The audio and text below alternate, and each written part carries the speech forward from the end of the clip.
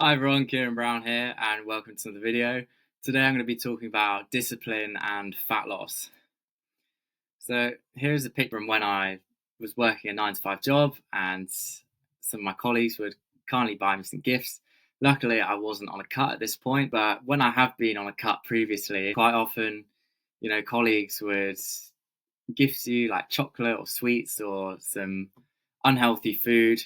And although the thought was really nice, it's kind of frustrating at times because you're on this cut, you want to eat clean, and you'd never buy these kinds of things yourself, but they're gifted to you, and it's kind of hard to say no. And don't get me wrong, I thoroughly enjoys eating these. So I'll ask you a question: which person do you think would have an easier time trying to lose fat? Would it be the person whose cupboard looks like the one on the left, full of chocolate, or the one on the right, which is empty? Same here. Who would have a better time losing weight? The fridge on the left or the fridge on the right?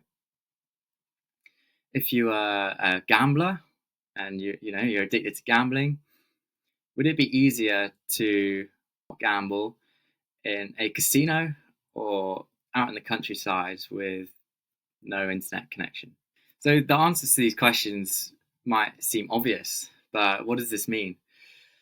And I've found that the amount of discipline and willpower required depends almost entirely on your environment. The goal is to make fat loss as easy as possible. And that means making an environment that makes this fat loss easy.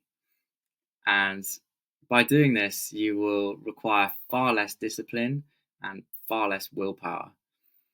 So how can we do this?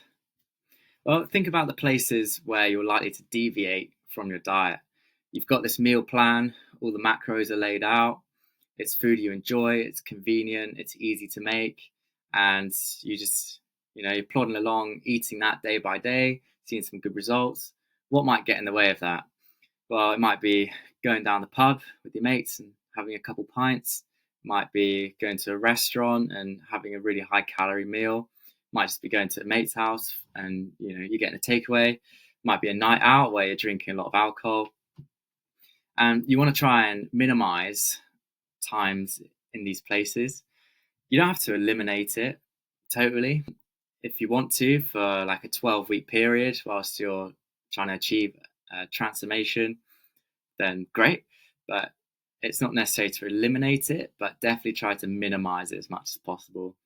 If you're going out twice a week and having takeaways, then it's highly unlikely that you're going to see any progress. And another one is clearing your house of junk food. Like if it's not in the cupboard, then it's far more difficult to get. And in fact, one thing that I used to do when I was first trying to lean down on my first ever cut, I would always have a caramel Kit Kat chunky bar like every day pretty much. So normally you might think, all right, well, if I'm having one every day, why don't I buy like the big packs of like 4 or 6 or 8 one time and then just keep it in my cupboard? Well, if it's in my cupboard, then I can quite easily have 1 or 2 or 3 in one go, and it would take far more willpower to actually turn that down than just not having it there at all. And in that case, it's the environment trumps discipline, in my opinion. So you could be in this environment where you've got all these distractions for your diet, and that would take far more discipline than just eliminating them straight away. So clearing a house of junk food, that's a huge one as well. So to make fat loss easy, you want to reduce the amount of discipline required.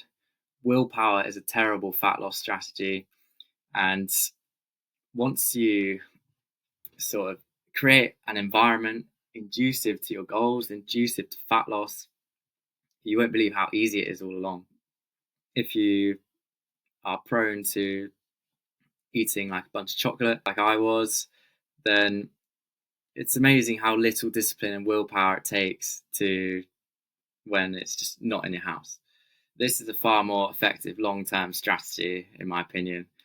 So if you want some help on your journey to get lean, I do one-on-one coaching. First link is in the description.